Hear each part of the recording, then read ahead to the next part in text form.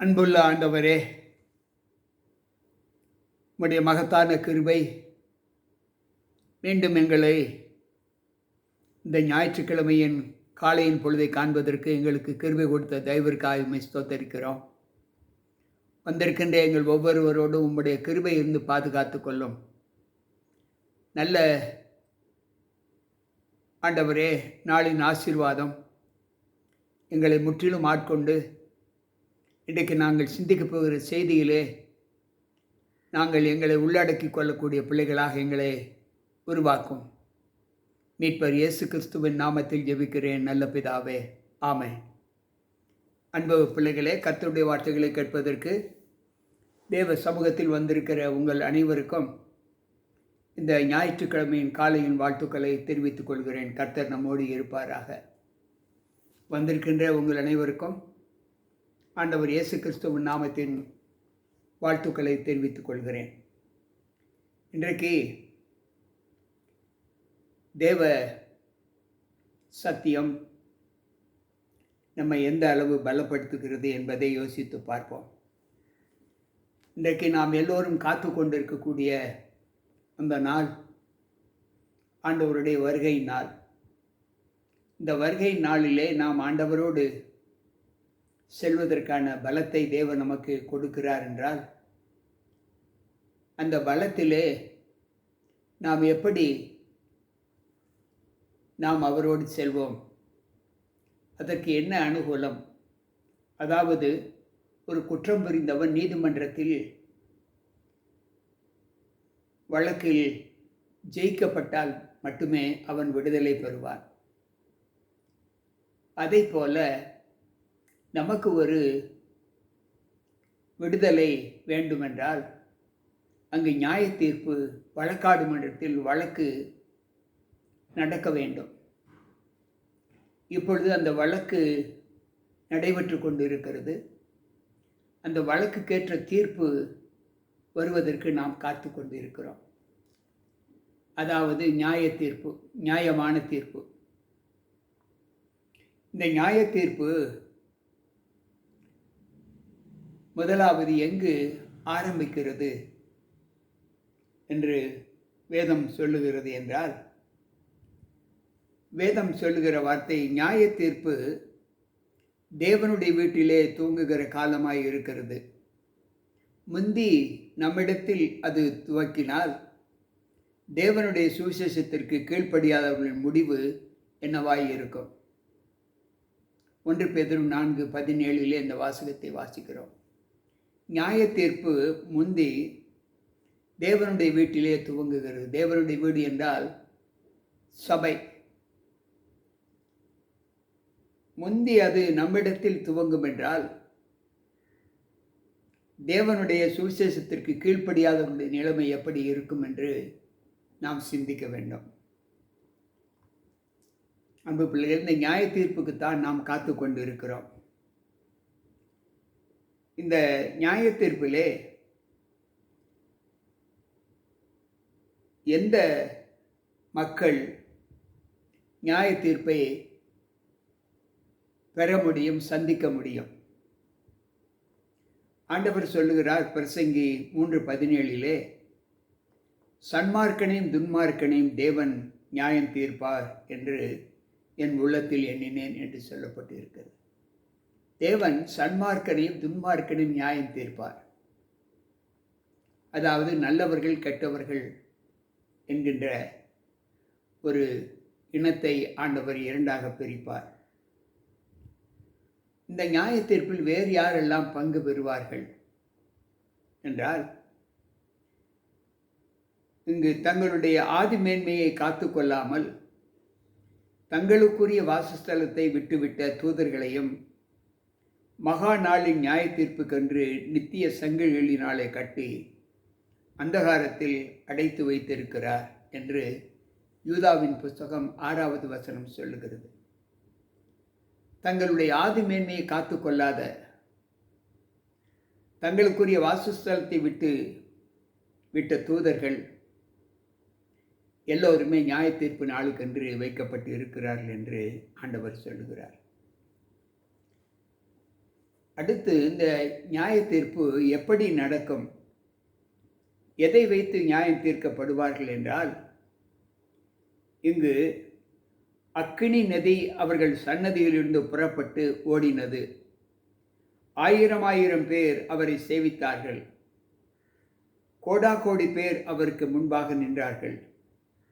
நியாய சங்கம் உட்கார்ந்தது, புஸ்தகங்கள் திறக்கப்பட்டது என்று தானியேல் 7:10 வாசிக்கலாம். நியாய தீர்ப்பு புஸ்தகங்களை கொண்டு அவர் நியாயம் தீர்க்கிறார் என்று வேதம் சொல்லுகிறது. அன்பு பிள்ளைகளே, இன்றைக்கு நியாய தீர்ப்பில் நடக்கக்கூடிய சம்பவம் என்ன? இந்த நியாய தீர்ப்பிலே மரித்து போன பிள்ளைகள் அனைவருமே உயிரடைவார்களா என்றால், வேதம் சொல்லுகிறது அனைவரும் அடைய மாட்டார்கள்.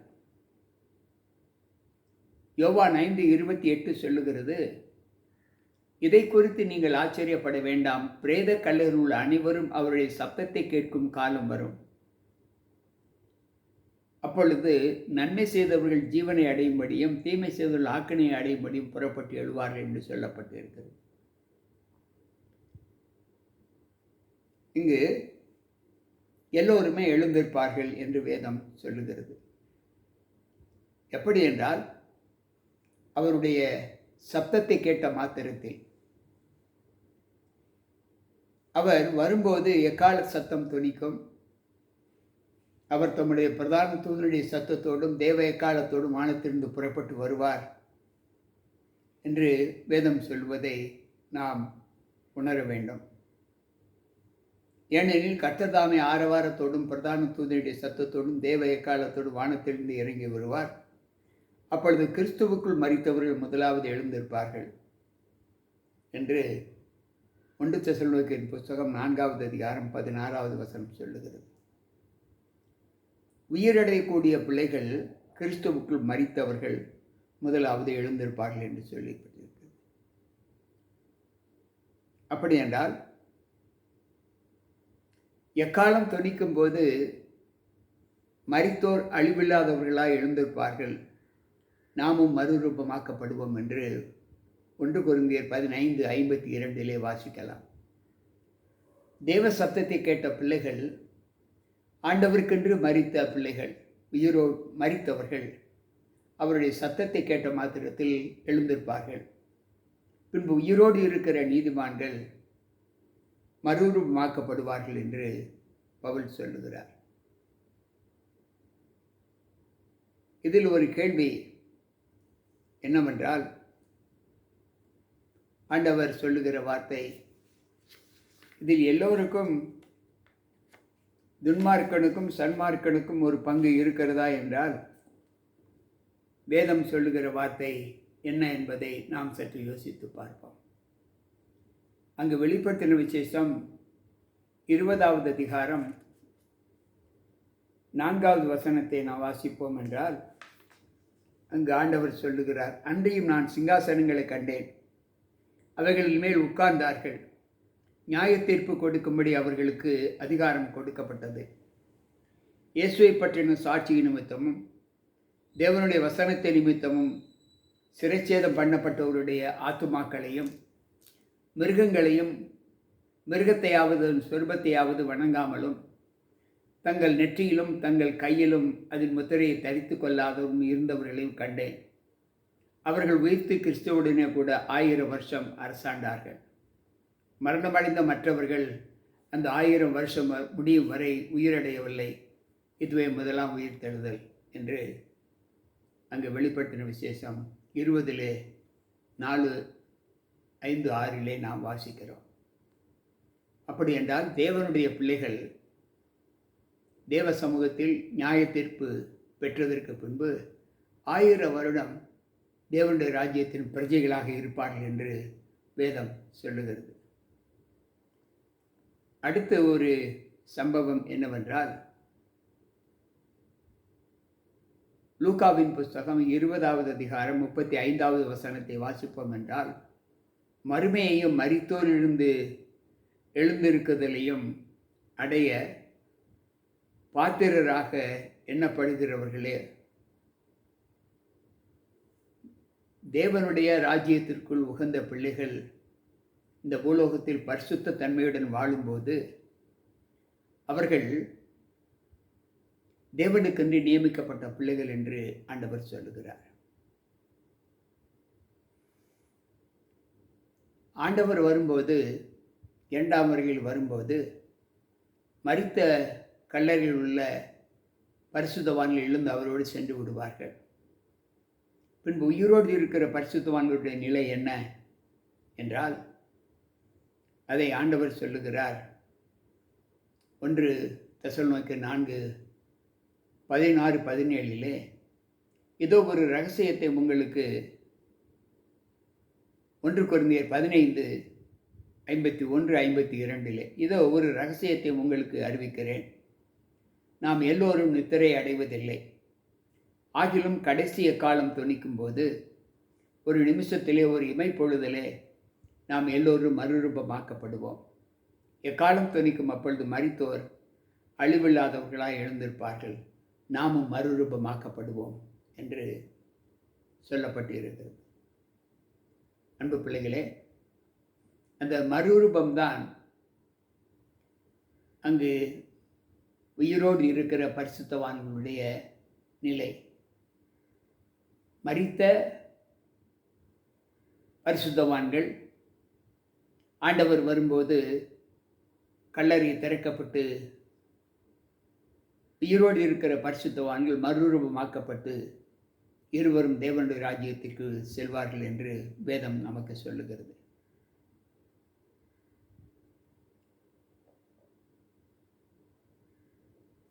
ஏன் உயிரோடு இருக்கிற துன்மார்க்கரிடமிருந்து பிரிந்து இவர்கள் மறுரூபமாக்கப்படுவார்கள்? என்ன காரணம் என்றால், இங்கு வேதம் சொல்லுகிறது, இனி சம்பவிக்கப் போகிற இவைகளுக்கெல்லாம் நீங்கள் தப்பி மனுஷகுமாரனுக்கு முன்பாக நிற்க பாத்திரவான்களாக எண்ணப்படுவதற்கு எப்பொழுதும் ஜெபம் பண்ணி விழித்திருங்கள் என்று 20:36 லூக்கா 20:36 நாம் வாசிக்கலாம். நமக்கு நடக்கக்கூடிய இந்த சம்பவங்கள், இவைகளில் நாம் வெற்றி பெற வேண்டுமென்றால் துர்க்கிரியைகளுக்கு நாம் தப்பி நாம் தேவனுடைய ராஜ்யத்திற்கு சேரக்கூடிய ஒரு வாழ்க்கையின் அனுகூலத்தை செய்து காண்பித்து எப்பொழுதும் ஜெபித்திருக்கிற பிள்ளைகளாக நம்ம ஒப்புக் கொடுக்க வேண்டும் என்று ஆண்டவர் சொல்லுகிறார். இந்த நுட்ப நியாய விசாரணை என்று சொல்லுகிறார்களே, இந்த நுட்ப நியாய விசாரணையில் இவைகளெல்லாம் விசாரிக்கப்படும் என்றால், வேதம் சொல்லுகிறது பிரசங்கி 12:14 ஒவ்வொரு கிரியையும் அந்தரங்கமான ஒவ்வொரு காரியத்தையும் தேவன் நன்மையானாலும் தீமையானாலும் தேவன் அதை நியாயத்திலே கொண்டு வருவார். அன்பு பிள்ளைகளே, மனுஷர் பேசும் வீணான வார்த்தைகள் யாவையும் குறித்து நியாய தீர்ப்பிலே நாம் கணக்கு ஒப்புவிக்க வேண்டும் என்று மத்தேயு 12:36 சொல்லுகிறது. அப்படி என்றால் நாம் பேசுகிற ஒவ்வொரு வார்த்தைகளும், நாம் செய்கிற ஒவ்வொரு காரியங்களும், ஒருவேளை நன்மையானாலும் சரி தீமையானாலும் சரி, அதை ஆண்டவர் வெளிச்சத்தில் கொண்டு வருவார் என்று வேதம் சொல்லுகிறது. அன்பு பிள்ளைகளே, இந்த சம்பவங்களை நாம் எப்படி நாம் பார்க்க முடியும் என்றால், உன் மாமிசத்தை பாவத்திற்குள்ளாக உன் வாய்க்கு ஒப்பு கொடாதபடி அது பித்து பிசைகினால் செய்தது என்று தூதருக்கு முன் சொல்வாயாகில் அப்படி சொல்லாதே. தேவன் உன் வார்த்தைகளினாலே கோபம் கொண்டு உன் கைகளின் கிரியைகளை அழிப்பானேன் என்று பிரசங்கி 5:6 சொல்லுகிறார். ஒவ்வொரு காரியத்தையும் நாம் செய்யும்போது அது நமக்கு தண்டனையா நமக்கு நன்மையா வரப்போகும் என்பதை யோசித்து செய்ய வேண்டும். நான் இதை செய்தால் எனக்கு தண்டனையா அல்லது நன்மையா என்பதை யோசித்து செய்ய வேண்டும். அப்படி நாம் யோசிக்காமல் நாம் செய்ததற்கு பின்பு நமக்கு தண்டனை வரும்போது பின்பு புலம்பி அழுது பிரயோஜனம் இல்லை என்று ஆண்டவர் சொல்லுகிறார். அன்பு பிள்ளைகளே, இந்த நியாய விசாரணையை யார் செய்வார்? யோசித்து பார்ப்போம். இதை குறித்து தானியேல் சொல்லும்போது, தானியேல் 7:9-10 சொல்லுகிறார், நான் பார்த்து கொண்டிருக்கையில் சிங்காசனம் வைக்கப்பட்டது. நீண்ட ஆயுசுள்ளவர் வீற்றிருந்தார். அவருடைய வஸ்திரம் உறைந்த மழையைப் போலவும், அவருடைய சிரசின் மயிர் வெண்மையாகவும், பஞ்சை போல துப்பரவாகவும் இருந்தது. அவருடைய சிங்காசனம் அக்கினி ஜுவாலையையும் அதன் சக்கரங்கள் எரிகிற நெருப்புமாயிருந்தது. அக்கினி நதி அவர் சன்னதியிலிருந்து புறப்பட்டு ஓடினது. 1000 பேர் அவரை சேவித்தார்கள். கோடாகோடி பேர் அவருக்கு முன்பாக நின்றார்கள். நியாயசங்கம் உட்கார்ந்தது, புஸ்தகங்கள் திறக்கப்பட்டது என்று சொல்லப்பட்டிருக்கிறது. அப்படி என்றால் நியாயம் தீர்ப்பவர் யார்? ஆண்டவராக இயேசு கிறிஸ்து. யோவான் 5:22 வாசிப்போம் என்றால், பிதாதாமை நியாய தீர்ப்பு செய்யாமல் நியாய தீர்ப்பு செய்கிற அதிகாரத்தை குமாரனுக்கு கொடுத்து விட்டார் என்று அங்கு ஆண்டவர் சொல்லுகிறார். அப்படி என்றால் இந்த நியாயம் விசாரிப்பிலே, நியாய தீர்ப்பிலே நம்மை நடத்துகிறவர் குமாரனாகிய இயேசு கிறிஸ்து என்று வேதம் சொல்லுகிறது. இவருக்கு உதவியாக யார் இருப்பார்கள் என்றால், 1000 பேர் அவரை சேவித்தார்கள், கோடாகோடி பேர் அவருக்கு முன்பாக நின்றார்கள் என்று தானியேல் 7:10 வாசித்தோம் அல்லவா? பின்னும் அவர் சொல்லுகிறார், பின்னும் நான் பார்த்தபோது சிங்காசனத்தின் ஜீவன்களையும் மூப்பர்களையும் சூழ்ந்திருந்த அநேக தூதர்களுடைய சத்தத்தை கேட்டேன். அவருடைய இலக்கம் 10,000 10,000 இருந்தது என்று வெளிப்பட்ட விசேஷம் 5:10 வாசிக்கிறோம். அப்படி என்றால் இந்த நியாய தீர்ப்பிலே பங்கு பெறக்கூடிய பிள்ளைகள், தூதர்கள், பல ஆயிரமான தூதர்கள் பங்கு பெறுவார்கள் என்று இந்த வேதம் நமக்கு சொல்லுகிறது. அன்பு பிள்ளைகளே, தேவனிடம் கொண்டு வரப்பட்ட பிள்ளைகள் யார் என்றால், அங்கு ஆண்டவர் சொல்லுகிற வார்த்தை, ராத்தர்சன்களில் நான் பார்த்து கொண்டிருக்கிறேன், இதோ மனுஷகுமாரனுடைய சாயலான ஒருவர் வானத்து மேகங்கள் மேல் அவர் வந்தார். அவர் நீண்ட ஆயுசுள்ளவர். இடம் மட்டும் வந்து அவர் சமீபத்தில் கொண்டு வரப்பட்டார். அங்கு தேவ தூதர்கள், தேவ பணிபடைக்காரர்கள் அங்கு நியாய தீர்ப்பிலே பங்கு பெறுவார்கள் என்று இந்த வேதம் நமக்கு சொல்லுகிறது. மேலும் அவர் சொல்லுகிறார், ஜெயம் கொள்ளுகிறவன் எவனோ அவனுக்கு வெண்வஸ்திரம் தரிக்கப்படும். ஜீவ புஸ்தகத்தில் இருந்து அவனுடைய நாமத்தை நான் கிறுக்கி போடாமல் என் பிதா முன்பாகவும் அவருடைய தூதர் முன்பாகவும் அவர் நாமத்தை அறிக்கையிடுவேன் என்று வெளிப்பட்ட 3:5 சொல்லுகிறது. தேவனுடைய ராஜ்யத்தில் பிரவேசிக்கக்கூடிய பிள்ளைகள் கற்பனையின் வாயிலாக தங்களுடைய வாழ்க்கையை பரிசுத்தப்படுத்தும் போது தேவன் அவருடைய பெயரை ஜீவ புஸ்தகத்திலிருந்து கிறுக்க மாட்டார். அவர்கள் முத்தரிக்கப்பட்ட இடத்திலே தேவ பிள்ளைகளோடு அங்கு ராஜ்யத்திலே பங்கு பெறுவார்கள் என்று ஆண்டவர் சொல்லுகிறார். அன்பு பிள்ளைகளே, தேவ சமூகம் நாம் எப்படி தேவனுக்குள் நம்மை ஒப்புக் கொடுக்கப் போகிறோம் என்பதை யோசித்து பார்த்தால், இன்றைக்கு லோகத்திலே பிதா, குமாரன், பரிசுத்த ஆவி என்கின்ற நாமத்தை சொல்லுகிறோமே, அங்கு அவர் வரும்போது அவருடைய நாமம் என்னவாக இருக்கும் என்று பார்ப்போம் என்றால், அவர் பூமிக்கு வரும்போது அவருடைய நாமம் என்ன நாமத்தை தரித்திருப்பார்? ராஜாதி ராஜா, கர்த்தாதி கர்த்தா என்னும் நாமம் அவருடைய வஸ்திரத்தின் மேலும் அவருடைய தொடையின் மேலும் எழுதப்பட்டிருக்கும் என்று வெளிப்படுத்தி 19:16 சொல்லுகிறது. கர்த்தாதி கர்த்தரும் ராஜாதி ராஜாவுமாய் இருக்கிறவர் யார்? அன்பு பிள்ளைகளை, அவர் ஆண்டவராக இயேசு கிறிஸ்து. இன்றைக்கும் வேதத்தில் நாம் பார்க்கும்போது நாம் அவருடைய நாமம் ஒன்றாய் இருக்கும் என்று சொல்லுகிறார். அந்த நாமத்தின் மகத்துவம் என்ன என்று நாம் அறிந்து கொள்ள வேண்டும். அன்பு பிள்ளைகளே, மீண்டும் அவர் இந்த லோகத்தில் தம்முடைய ராஜ்யத்தை ஸ்தாபிக்கும் போது அவருக்கு உண்டான தீர்ப்புகள் எப்படிப்பட்டதாய் காணப்படுகிறது என்றால், இன்றைக்கு நம்முடைய ஜீவிதத்திலே ஆண்டவரோடு இசைந்திருக்கிற ஒரு அனுபவத்தை நாம் எப்படி பார்க்கிறோம் என்பதை யோசித்து பார்ப்போம்.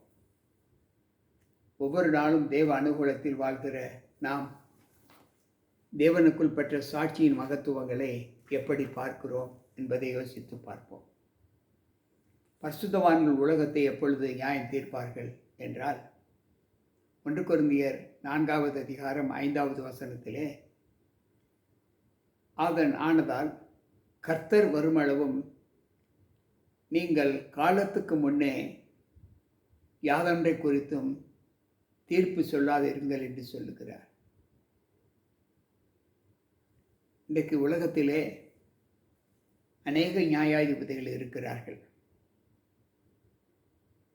அந்த நியாயாதிபதிகள் சொல்லும் தீர்ப்புகளுக்கெல்லாம் ஆண்டவர் இசைந்திருக்க மாட்டார். அவர் வரும்போது கொடுக்கிற தீர்ப்பு தான் இந்த லோகத்தின் பிரஜைகளை சாரும் என்று இந்த வேதம் சொல்லுகிறது. வெளிப்படுத்தின விசேஷம் 19வது அதிகாரம் 15வது வசனத்தை வாசிப்போம் என்றால், புறஜாதிகளை வெட்டும்படிக்கு அவருடைய வாயிலிருந்து பட்டயம் ஒன்று புறப்படும், எரிப்புக்கோளால் அவர்களை அரசாளுவார். அவர் சர்வ வல்லமையுள்ள தேவனுடைய உக்கிர கோபமாகிய மதுவுள்ள ஆலையை மிதிக்கிறார்.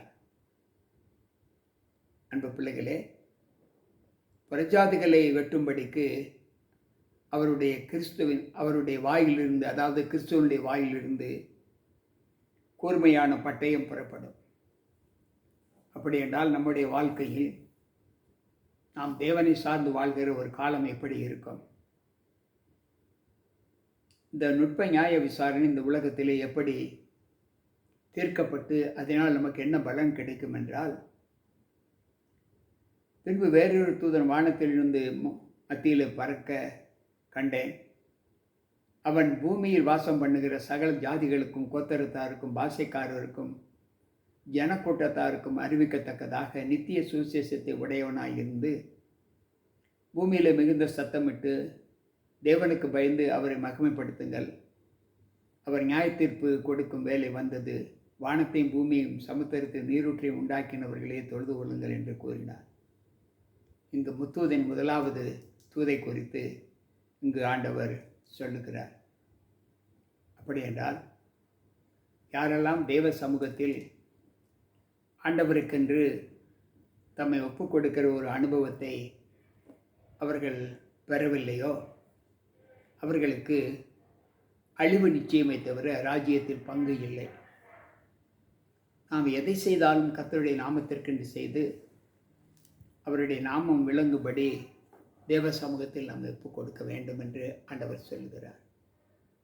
எதற்காக காத்திருந்தோமோ அந்த காத்திருப்புக்கு சாட்சியாக நம்முடைய வாழ்க்கை அமைய இந்த நியாயத்தீர்ப்புக்கு ஆண்டவருடைய சமூகத்தில் ஒப்புக் கொடுக்க வேண்டும். ஆண்டவர் நியாயத்தீர்ப்பு நாளிலே அங்கு வானங்களையும் பூமியையும் கூப்பிடுவேன் என்று சொல்கிறார் 50வது சங்கீதம் 4வது வசனத்திலே. அப்படி என்றால் நாம் இந்த பூலோக வாழ்க்கையில் நாம் செய்கிற எல்லா காரியங்களையும் இந்த பூலோகத்தில் உள்ளவைகள் ஆண்டவருக்கு சாட்சியாக நம்மை குறித்து எழும்பும்.